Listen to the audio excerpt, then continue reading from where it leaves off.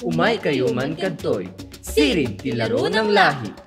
Apan nagbalbaliw ti panangilaok kadagiti napatig at tradisyonal lalo dagiti Pilipino.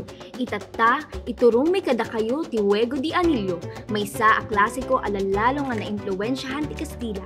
Mangrugi iti panang suyaw ti tiyempo ken konsentrasyon. Para kadagiti umbing ken timusay laing ang naimbag ti puso.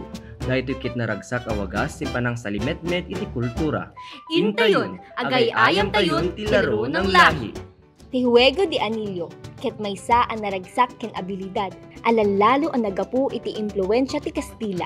Tapno maaramid daytoy, masapol ti basit a singsing, tabil a pagbitinan, ken tukel wenno lapis. Umuna, ibitin ti singsing iti tabil nga kasangpet ti lapay ti agay-ayam. Agaramid kada kayo iti starting line iti sabali a paset. Uray saan na tumakder, ipilit ang maaramid nga ipasrek ti tukel ti unig ti singsing. Tunggal na ala nga singsing ket agpaay ti maysa a puntos. Ti adu ti puntos intun panungpalan iti ayayam ket isuna ti mangabak.